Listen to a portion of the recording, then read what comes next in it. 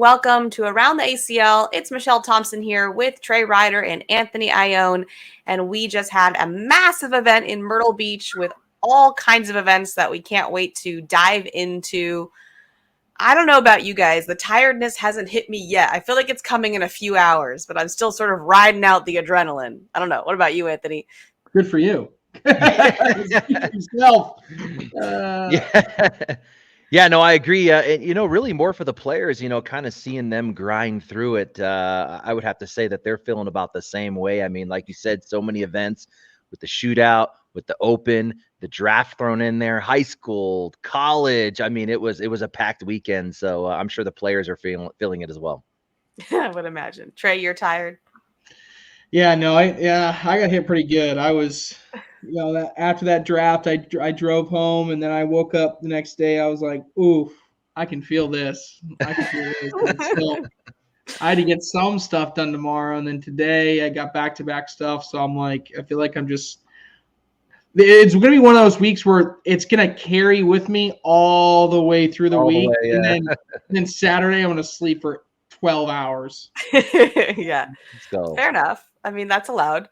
Like I said, I think it'll hit me later. Right now, I'm sort of riding it, but we'll see. It was kind of a scary drive home last night from the airport. It was pouring rain to the point where you can't see, kind of like your drive to the airport, Anthony, when you were in the snow. We had that experience on the way home. So just happy to be home safe. That's for sure. All right, let's get into it. Our first event that we want to chat about is going to be the NCCC. So that's the college portion of our event this past weekend. Our singles winner was Cole Brewer, and Chris Fagan took second. In doubles, Angel Camarena and Avery Snipes from South Carolina took first, and Reed Palmer and Tyler Davis took second from Oklahoma State. And in the teams event, it was like the same situation. University of South Carolina took the win, and Oklahoma State took second. I'm sure Oklahoma will come hungry next year because they were so close in both those events. But Trey, let's hear your thoughts first.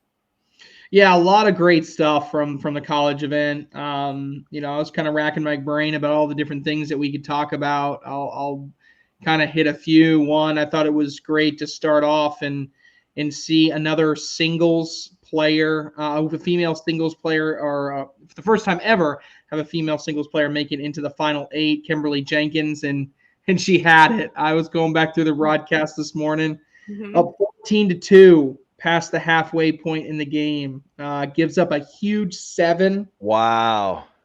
And then can't finish it out from there. So Chris Fagan was, I think, one of the big favorites. He shows, he makes it all the way to the finals.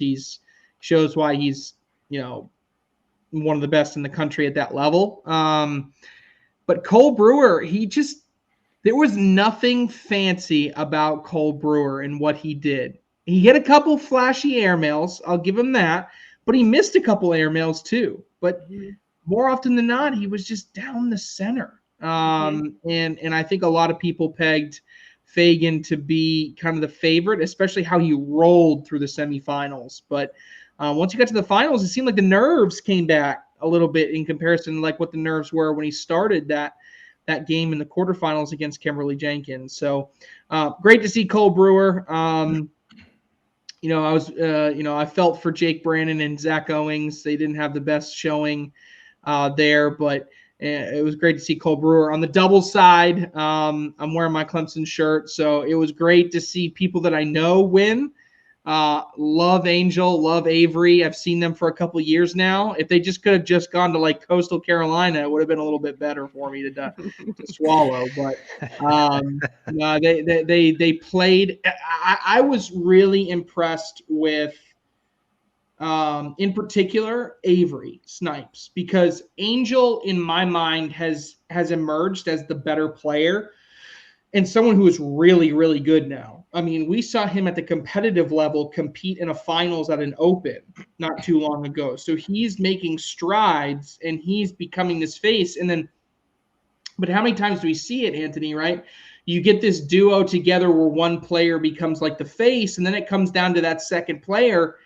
And just when it matters most, sometimes they come up short, and it's just because that player can't deliver, and it's a one-sided team, and that's not what we saw. I think Avery Snipes played his best games and played best when it mattered most on that broadcast court. And I think that speaks to what it means to be clutch and to be a teammate and to be, a great player. And so it was really cool just to see them play as a team. You look at the stats, and Angel was so much better through the qualifying play, through the teams play, through everything.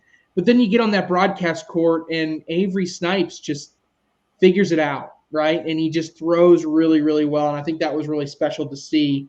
Bum for the university, for the Oklahoma State University. They just, I really think that Reed Palmer's got some really strong potential. He was really the driving force for that team. Him and that mustache, you don't want to play them.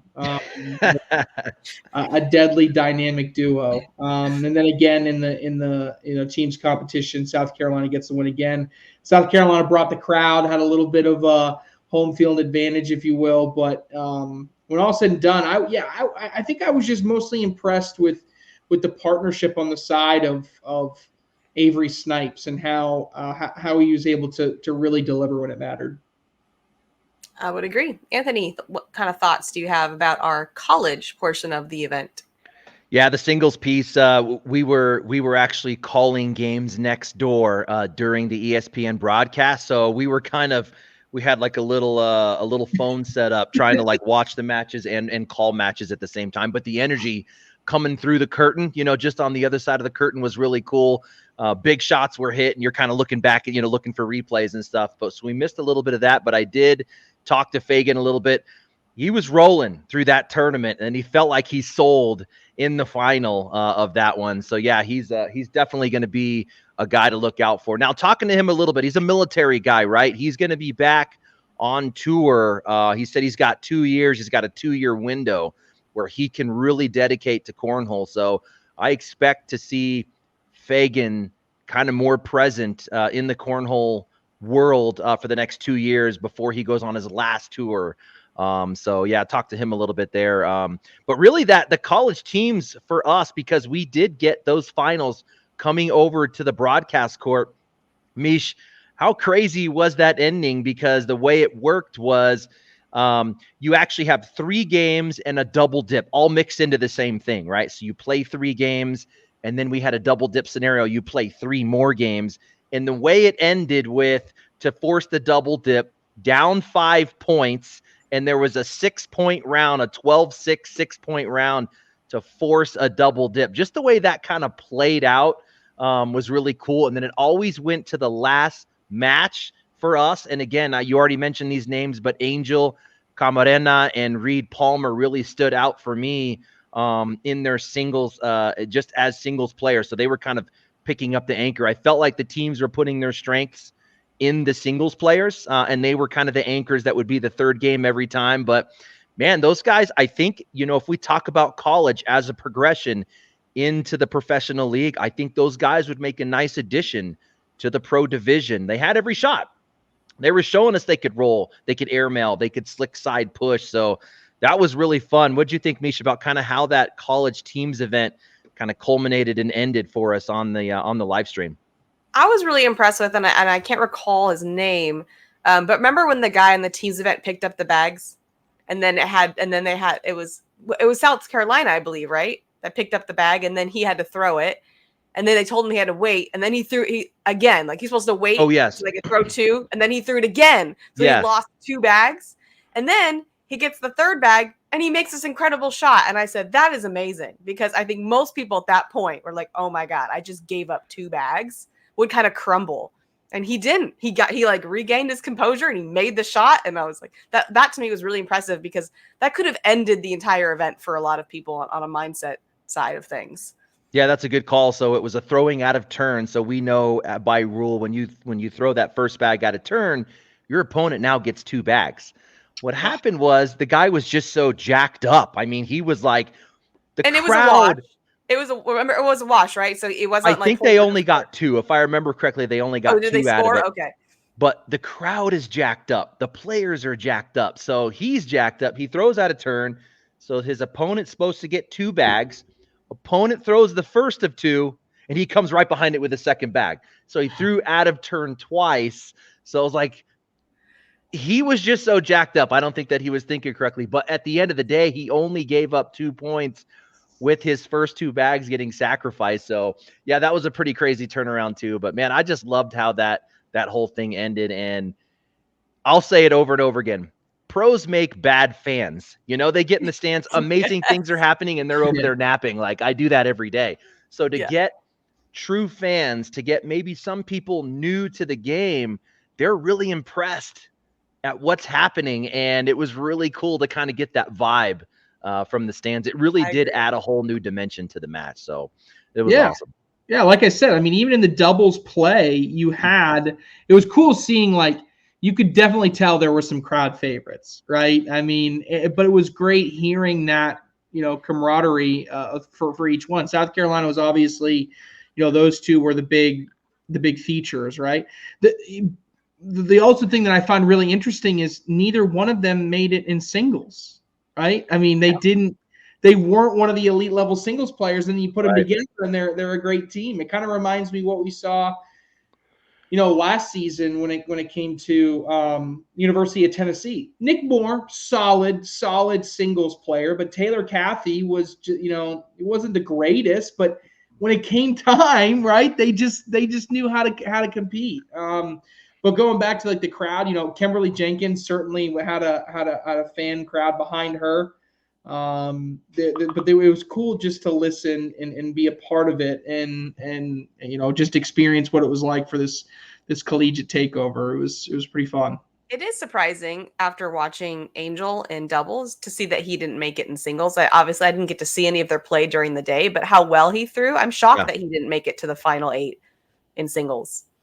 Yeah, I would agree. Yeah, the only thing I can think of is that he maybe got a bad draw and he had to play someone that was really tough. But the thing is, because there were some schools that only sent a singles player, right? Chris Fagan only played singles. Kimberly Jenkins only played singles, right? I think Cole Brewer only played singles. So, and we saw that last year. Kobe Costanza came as a sing. Oh no, actually no, I stand corrected. Kobe did play with his younger brother. But that's right. Sometimes that happens when you get that elite level player that goes to a smaller school. Yeah. Yeah, no, that's tough. And I know people were like Chris was scrambling trying to find somebody. I think he said he found someone that actually went to his school. I'm totally blanking on who it was, but they weren't able to come this weekend. But because he's an online school, so he's on there in the cornhole world. Like, does anybody go to this school? And I want to say it was like Rich Norman or someone. So he found someone, but yeah, they couldn't make it, which is a bummer because I know he really wanted to play in doubles, and that definitely would have added another element if he was able to play in a doubles partner. And obviously Kimberly, and she was really supportive. She said, I just want any female, like I'm supporting any female in this division to make it. I want all the females to make it. So she was not trying to hog that bright light. She wanted it there for all the women. So that was really fun. And she was a really fun interview. She's going to be a great player to continue watching. Yeah, she had such a good interview that what they did was, and it was such a bummer, right? She goes, because I talked to the production team, she goes up 14-2, and the truck starts to go. The production truck goes, okay, Kimberly's going to win. Chris Fagan's got a really good angle on the military. Since we're not going to see him in the second round, let's throw this interview in. Oh, no. They throw the interview into the broadcast. Then she gives up like a 7, a 4, and a 5. Oh, no. Second to last round.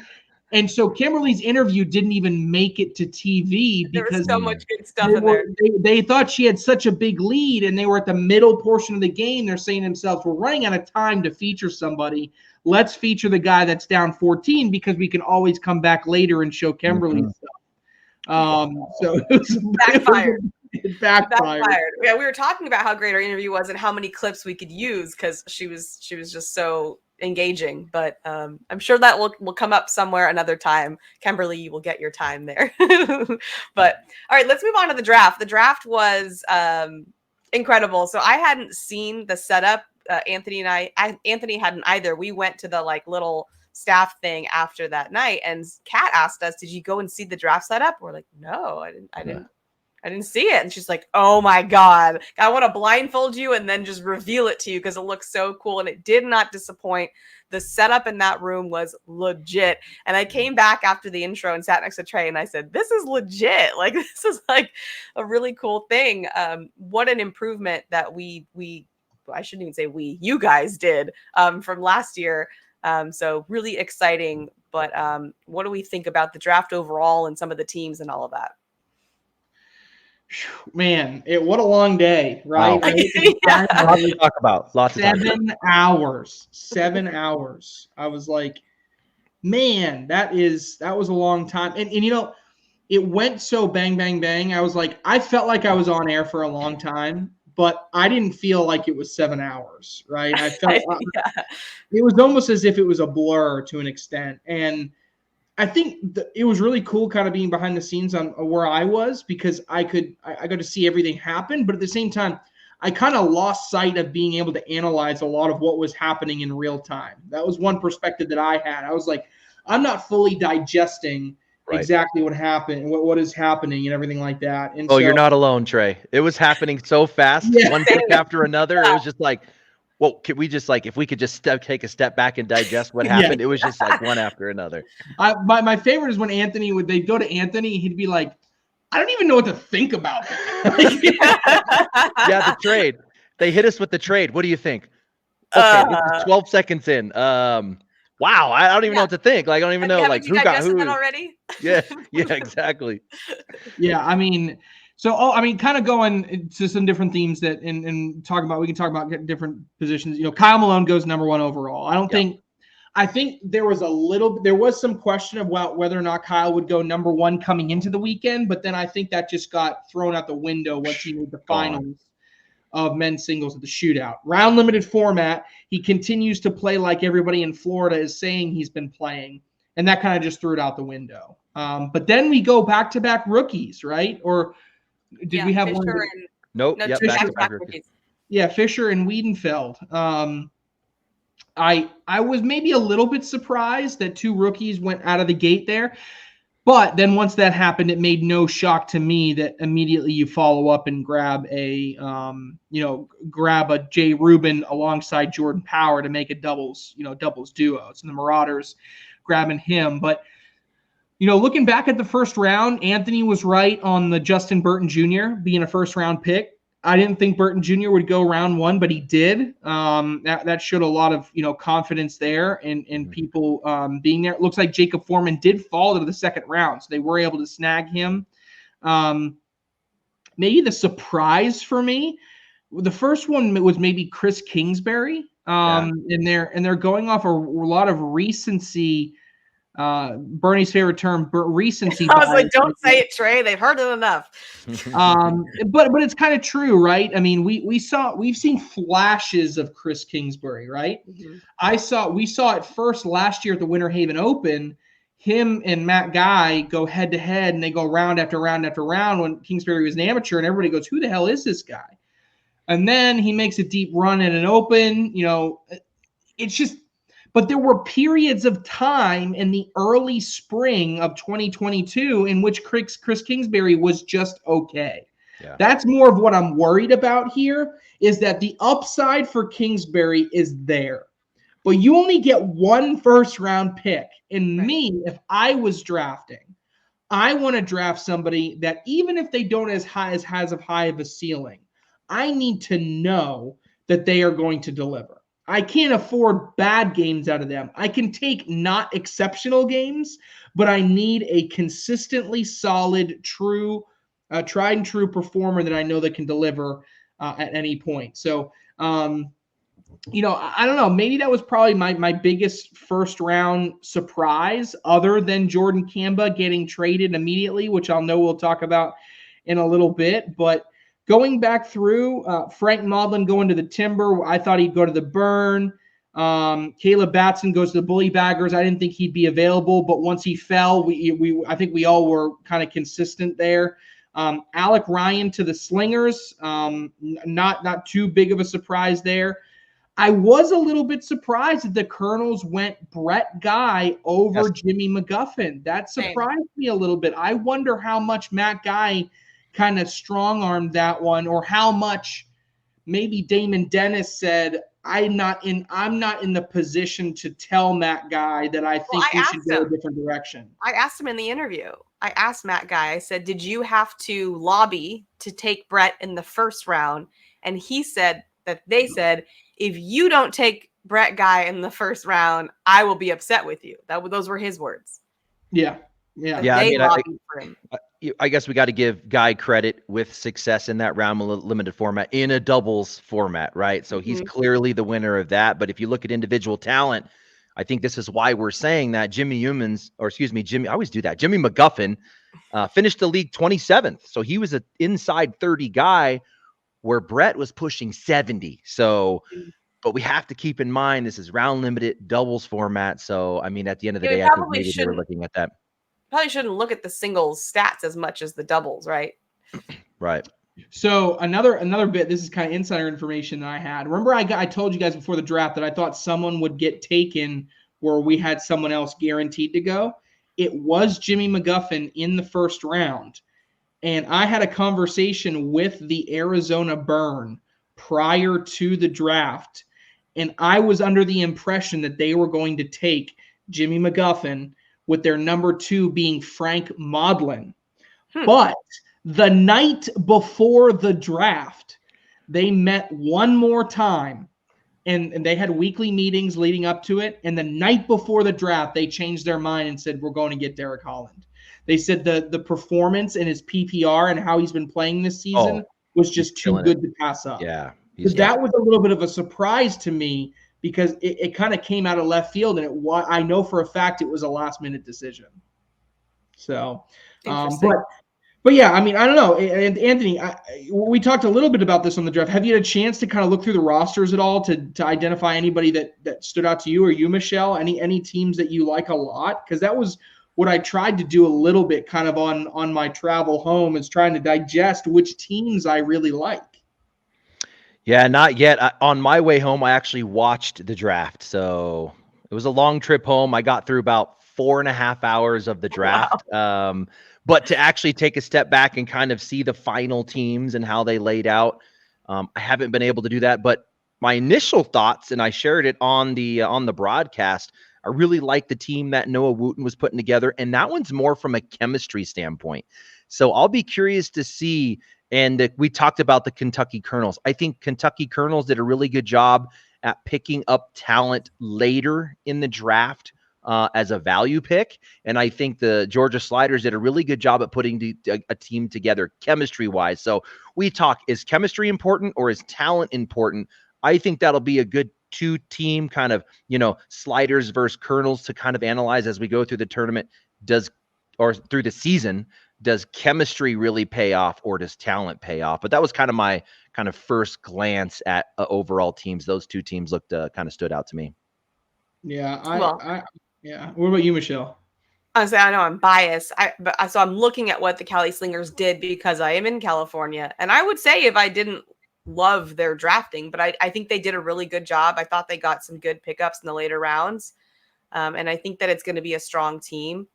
And the fact they got Ricky G in round 8 was pretty crazy. I think that was a good pickup there. And I saw a couple of those where I was like, hey, that's Mish, what do you think? What do you think about them getting Travis Purser second round? Do you think it was too early? I was just going to ask. I didn't like their first couple pick. I liked Alec Ryan. Aside from that, I was a little bit worried about their 2 through 4, but I love their 5 through 9. They're 5. I love they've gotten requests for Travis Purser. I think they said they've gotten a few people wanting Travis Purser. So it may not have been a good. Maybe there's something that we don't know. I don't know, but I know that that's been someone that people have come to them asking for. That would make sense then. That would make sense that they took him. I still go back to the Colonels. I like the dang Colonels, man. Looking at their team, Nate Stevens in the second round. How many times did we talk about on this program before that he's kind of a first-round pick that we knew was going to drop? Nate Stevens and Donald Cupp. Don't sleep on them. Yep. Anthony had Tom. This is the Colonels draft. Brett Guy, we've already kind of talked about it. Yep. Nate Stevens should have been first round, drafted in the second round. Tom Gustafson, Anthony had in the first round. They get him in the third. Okay. Bob Vonch at 4. Could argue if that's pretty on brand, right? I'm pretty accurate. Dave Sutton in the 5th. Yes. If you take 4 rounds times 16 and add the 3 times 16, 7 times 60, that's about whatever 100 so players. You can't tell me Dave Sutton is the 100 and whatever ranked player in the country right now. That's a steal. Sam Finley at 6. Yeah. I know. Then in 8 and 9, they get Nate Voyer and then Kevin Smith Jr., Kimberly Glass in 10, Tom Gorski at 11, who has an incredible PPR. To me, I don't even know how much prep they did for their picks. They kind of just went, I mean, this guy's still available. What don't I know? What am I missing? This girl's still available. I guess it seemed that's what it seems like for a team perspective. It feels like they took all the misfit toys that everybody didn't want. They throw them on a team, and I think this team is nasty. Here's what happened, Mish. If they do well, we need to take credit because they always took the pick after we said, I can't believe Samantha Finley is still on the board, and then they would pick her up. I can't believe Dave Sutton is still on the board, and then they'd pick him up. Because I went over to their table, I was talking to them, and in terms of the table setups, I was curious about people had spreadsheets and laptops and phones with speaker, and theirs was there's just a couple pieces of paper. They had the draft on an iPad going on, and it wasn't the whole big shebang, right? And I even asked Matt about, he's like, strategy? We were supposed to have strategy? So you could be right. I don't know. That's right. Speaking of, I think we should give some of those captains credit. Some of those guys came in prepared. I mean, some teams had, I was talking to Tanner Halbert a little bit, they would have blocks of players laid out. Here's our next 5 that are on our list to be picked. And in one case, they had their next 5 lined up, and one after another. All 5 got picked up. Boom, boom, boom, boom. And then they had to go scramble and go, oh, we thought 5 was enough. Now they had to start adjusting their little blocks of players. But spreadsheets, computers, multiple mock drafts. Some of those captains came in ready to go. Agreed. 100%. And I want to talk real quick about the 2 different trades. So draft day, as soon as they got done, 1-for-1, Berkeley Pear, who was a 3rd round pick, gets traded for the last pick in the 1st round, Jordan Kamba. So the Bully Baggers end up in the end with Jordan Kamba, and the Carolina Coasters end up in the end with Berkeley Pear. Now, the thing that I find interesting, and then the second trade, we had a 2-for-1. Jeremy Schermerhorn gets traded to the Marauders in exchange for the Aviators for Gabe Dolan and Carson Getty. Wow. So I'm be interested to hear both of your opinions on who you think the winners are. My personal opinion, I thought it was a big win for the Bully Baggers, not because I value Kamba over Pear in any way, shape, or form that much more.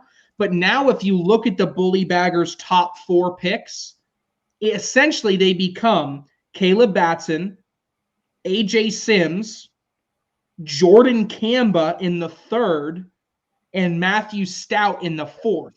Yeah. That may be the best 1, 2, 3, 4 punch in the entire draft, regardless of how things ended up on the back end there.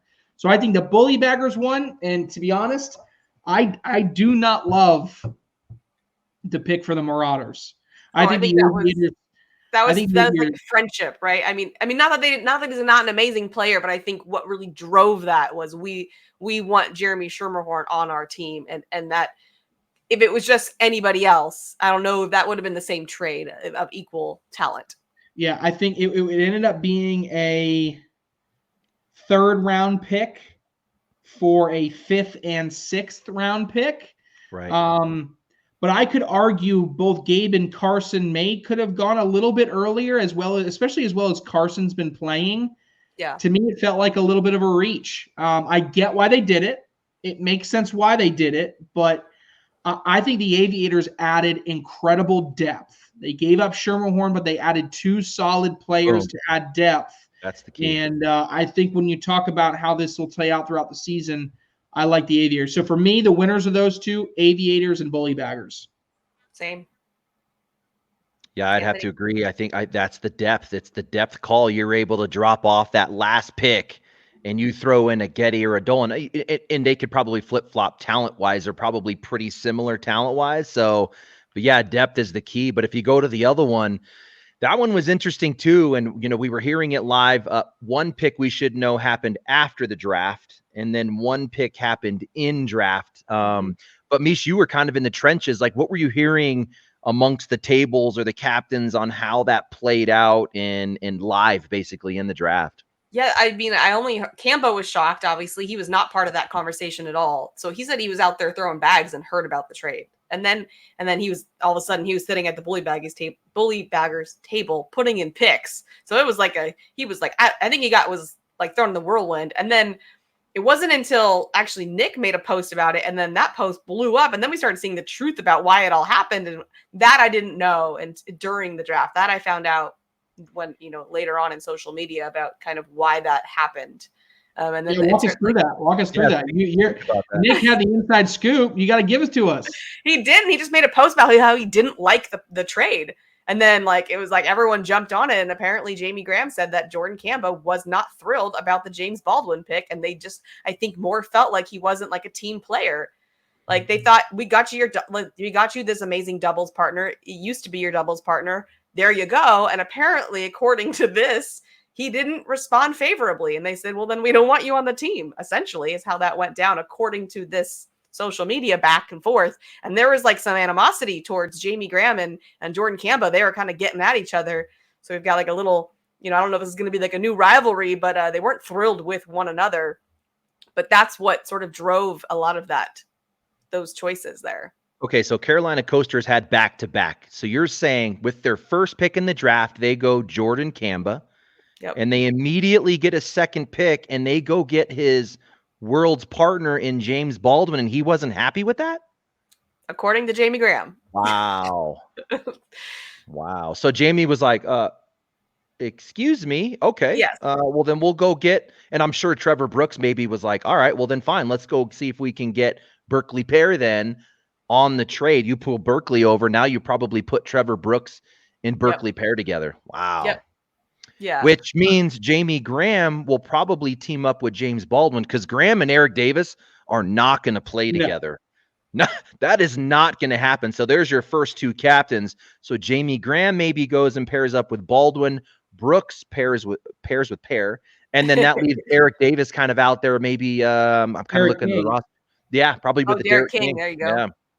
Yeah. You also have Kaylee Hunter in there. You could have Jamie and Kaylee play together. Sure. Yeah, I can see Davis and Pear. You could even see Jamie Graham and Chad Hunt playing together. Yeah, Chad Hunt had success. Mm-hmm. They won on Open together. That's right. I don't know. Yeah. I did see today on social media, Trevor Brooks shared a clip of Berkeley Pear and him playing together. I saw that. And said there is no way that he would not end up on the Carolina Coasters. Yeah, and I think that's true, but I don't know if they would have done that trade that way. I think they were trading for Berkeley Pear anyway, but I don't know if it would have went down that specific way. Had Jordan Cambo made it easy for him. Jordan, he that's saw what I'm it. saying. He saw a little blood in the water. He jumped on it. He was like, "Oh, okay, there it is. We're getting it right now." Knowing how strong that partnership was, if I was the Bully Baggers, I might have waited to the end of the draft and made them throw in a 7th round pick too. Like, okay, you want to do that? I also want Mike Harvey. That would be a very lopsided. Hey, but look, they showed in desperation mode they wanted Berkeley Pear more than anything, right? Yeah. I mean, I think to an extent they did become the winners of that trade, but when you want a player that bad, you overspend. And they like I said, I think Jeremy Schermerhorn's an amazing player. I think he's on the right team now with Michigan Marauders, but I think that you think a little bit differently when you're desperate to have someone on your team. Hey, Trey, really real quick, I know we're over time, just since we're on the roll of trades, can you just really break down for us real quick when trades end, How long can it go on? How that works real quick, just the rules of the trade. Yeah. So there is so players can add at any time. Anybody that wasn't drafted can end up being added to the team. Through the trade deadline, each team can only have 16 players on the team. So if you add somebody, you then have to drop them. Okay, you have to drop somebody else. Sorry. So the transaction deadline is 2 weeks after the Sunday of the second national. So 2 weeks after the Cornhole Mania is when the trade deadline ends. So you can trade players up until that point. After that point, you cannot trade anybody from your team. Now, what you can do is after the trade deadline, you are allowed to add 2 players to your roster for a total of 18 players. Okay. So there will be plenty of roster additions coming in after that. Also interesting to note that I'm trying to read right here. They can trade players, and I think we call it a transaction deadline because we don't want people dropping people from the team last minute, because if you have a player on your team, when the season ends, they have to become part of the payout as well. So there's some rules in there on that as well. But essentially, 16 players, you can trade. If you do a 2-for-1, like we saw in the case of the Marauders, they immediately had to drop Sean Markov. So Sean Markov became a free agent who may be leaving the pro division anyway for other extended reasons. But then once the trade deadline hits 2 weeks after the national, then players can 2 weeks after the second national, they can add 2 additional players for 18 for a total roster. And worthy of mentioning, the 3 captains cannot be traded. They are essentially franchised. And then unlimited trades? Yeah, unlimited trades. You can trade and add. There is a waiver wire, so like waivers have to be submitted by Monday. And then they processed on Wednesday. So what happens is if 2 teams want to claim the same free agent, it'll go in the order of the waiver wire.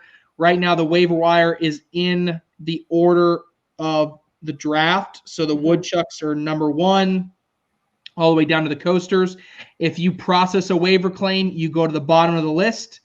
And then at the end of the first national, we will redo the waiver wire based on the order of standing. So if you're in last place, you're number 1 on the waiver wire.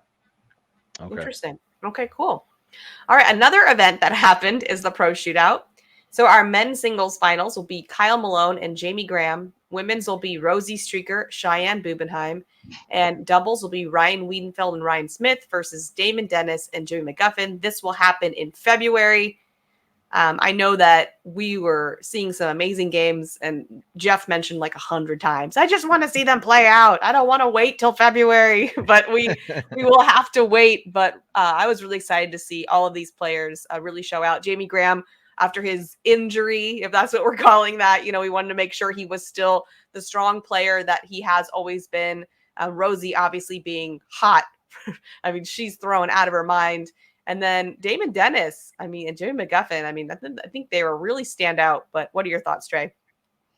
Yeah, look, a couple themes to me. I think the first of which has to be Jamie Graham, Cheyenne Bubenheim, and Ryan Smith continue to just let everybody know that they don't care that it's round limited. They love this format, right? Yeah. They just love it. They live and breathe this shootout format year in and year out. They just delivered. Yeah, it was great to see Jamie Graham kind of back after that injury. We were all concerned for a while there if that was going to be a lingering issue. Obviously, that got resolved pretty quickly. He's back and ready to go. Cheyenne was Cheyenne. I don't even have anything good to say about Cheyenne. It's just like almost like expected now. I do have great things to say about Rosie Streaker. I remember, looking down at the brackets, we all kind of mini root for Rosie because she does some podcasts, uploading for us and things of that nature. But I remember looking at my bracket, round number 10, down 17-12 to Miranda Coy, and I said, dang. And I put my phone in my pocket, And I know Wooten was standing next to me, and I go, oh man, Miranda's up 17-12 on Rosie. She's going to go to the finals. And he goes, well, she's got one more round left. And I said, well, yeah, but I mean, if that happens, then you can blame me or whatever, right? And so we're joking about this. And then sure enough, I see Rosie walking up to the live stream court. I said, and I looked at my phone. Miranda gave up a 6 to Rosie in the last round to lose that game. I said to Noah afterwards, I guess that one's on me. So that one's on me. But it was great to see Rosie. Great to see Kyle Malone. Was that your formal apology to Miranda? Yes, I apologize, Miranda. That's on me. But Kyle Malone, I mean, just unbelievable. Damon Dennis was annoying all weekend to all these great players, right?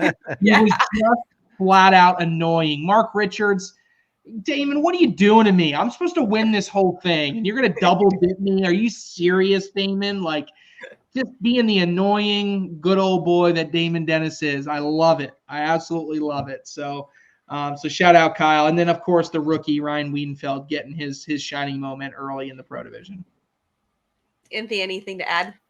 Yeah, real quick summary. I see we're running short on time. Coming out of rounders, I was just kind of looking at that one before the show. Fisher Hamilton was fire, an 11-2-4 coming out of rounders. And then we know that this is a single elimination and round limited format. So not necessarily the hot guy is going to win it. He didn't go very deep in that one, but I did want to mention that one there. You talked about the ladies. Streaker kind of has this, what was it that year? I feel like she took like second place, like maybe 3 or 4 or 5 times. 2021, right? Yeah, 2021. So another one there. But yeah, looking at the men's singles of the shootout, you talked about Kyle Malone. I don't think you need to go into that one anymore, other than that he is just showing that he is probably the hottest player on the planet right now. Really showing out there. Jamie Graham, like seeing, we all got a glimpse at what Jamie Graham are we going to get, right? The last couple events have really been rough for him with the shoulder injury. I talked to him quite a bit this weekend. He's good to go. So he's actually had that thing looked at. We're talking about just a little muscle injury that clearly he has fixed here, winning his bracket. So that one's kind of cool, Trey, because the winners of the shootout, you have your partner in mind, but there's a date out there. They didn't play that out. There's a future date. It almost reminds me of like Rocky back in the day, where you're training for a specific opponent. You got a target on your wall at home, maybe the way you practice getting prepared for that. That one's kind of fun because you could almost build that a little bit, build the anticipation of who's going to win that one. So those boys are going to play it out at the shootout 2, right? Was it Arizona? Yeah, no, it'll just be a standalone broadcast. The good news is those players will be also the ones that compete in Super Hole. So okay, yep. Of those players traveling, so that's 2, 4, what is that, 6, 8? So the 8 players traveling, 4 of them will compete in Super Hole with a celebrity. So it's kind of an added bonus, and that'll be Super Bowl weekend. I believe February 11th is the broadcast. It's late at night. It's like a 10 p.m. local time, maybe broadcast. It's a late one, but is it a Friday or Saturday, Trey? Friday. Friday, so that'll be the 10th. Okay, yeah. So yeah, it'll be great. I'll wrap it up real quick, Meek. I just wanted to mention Travis Purser. He also made a sweet run there in the shootout, really in all the formats. So, hey, maybe moving his value up in the draft and why he went at number 2. And then Zach Shibner, I gave him a little bit of a hard time both on the broadcast and in the draft. I don't like it. But hey, he really showed out this weekend. I have a hard time with players that throw a committed tilt bag with a constant right to left. I think that you really limit yourself in the game when your bag is always moving right to left. I'd like to see him flatten that thing out a little bit, and it's really I think that would take him to the next level, so that he doesn't have to play this constant right to left. But did want to mention that that he really showed out in that shootout format as well. Did he contact you for that, Anthony? No, I have never talked to the guy actually. I thought he was coming after you for that. I don't like it. Just flat out. All right, our next event was the high school championships. For singles, we had Caden Blencow. For doubles, Tyler Cox and Terry Wilkie. And for teams, Jackson Remick, Gavin Hammond, Cooper Bingham, and Cooper Bilbrey. I know you're familiar with that team a lot, Anthony, but what are your thoughts on the rest of the high school championships? Yeah, the boys really showed out. They were the 6-0s coming out of the of that teams event. Gavin went undefeated in the rounders. Hey, again, that's where that single elimination matters. I think it was Gavin was top 3 in doubles. They were both top 3 in singles, and then ultimately winning the team event. So I think they had a solid weekend. They were really crushed at how that ended, because coming out of rounders, they were the hot team to make a presence. But hey, single elimination, anything can happen. But I'm really proud of those guys representing Colorado and really standing behind me on me putting myself out there and putting their name out there. I'm proud of them. I think they showed up well. Yeah, I was gonna say Anthony's boys get a dub, so that's always gonna make Anthony happy. I think the only other thing worth mentioning is, I went back and we made a hot take that the high school talent would be kind of better than the college, and statistically, it kind of worked out. Really? So Caden Blenko, I looked across the tournament. He averaged a 9.25, which was slightly higher than, say, Angel Camarena did in that final broadcast. There were times at which Fagan and Cole Brewer were above that, but I would say more they were kind of even than maybe the high school is that much better. But I think it was just cool to continue to see a development. I made the hot take about Maddie and Caitlin Ham were both top 5 in PPR, but they didn't even finish in like the final 8. They got knocked out early. They had some some big players to play early. So in the end, it was cool just to see kind of this high school division starting to blossom a little bit between the teams and the singles and the doubles. So it was cool to be a part of. Yeah, agreed. I thought the high school was really entertaining, right? Because of their style of play. I know that's my favorite. And I really enjoyed watching the rolls, the cuts, the flops, the everything. I mean, I thought that was, and the live streams seemed to really like it. Like, they were kind of chirping about like bring pro doubles on, and then high school came on and everyone kind of quieted down. They're like, well, okay, yeah. This is pretty entertaining. I'm not going to lie. So I think that all those players really, really showed out, and fun to see the families come and support. And I really enjoyed the high school and college aspect, in addition to the pros. I like the mix up of that. All right, Trey, you got a hot take for us? Yeah, but let's do it, right? It's early, so you might as well. Kentucky Colonels are your 2023 world champions. It's an early. I like the draft. I like the pieces. Does that mean like we can't go? I'm a Woodchucks fan, FYI. I need to get a Woodchucks hat. New England sports fan here. I got to stick with my New England roots, but I will say I like the Colonels draft. I'm going to go Colonels. So you can't go back at any point. You have to like stick with it the whole season now, because I will stick to it until I look like an idiot, and then I'll say I knew it all along. Perfect. Got it. That works for me. Anthony? I'm going to give Kyle Malone some love here. When we first did the hot take, I had him at like 25, and then a month later he was like inside 20, and then right before we did our last hot take, he was like my 12, 13. Kyle Malone, top 10 in singles this year. I'm gonna throw it out there. I think that's well deserved. And I'm going for the shootout. I'm picking Rosie to win it. I think she can take that first one. Wow. Yep. Wow. That is tough. The females in the division hope you are wrong. They hope you are wrong. They want Cheyenne out. Cheyenne, win the first one and don't come back. And Rosie is just as scary as Cheyenne right now. I mean, she's throwing 11s. I wouldn't want to face her either. So I think either way, we're clearing out a really top talent there for the other shootouts. All right, that's all we got time for today. Thanks so much for joining us. We will see you all next time.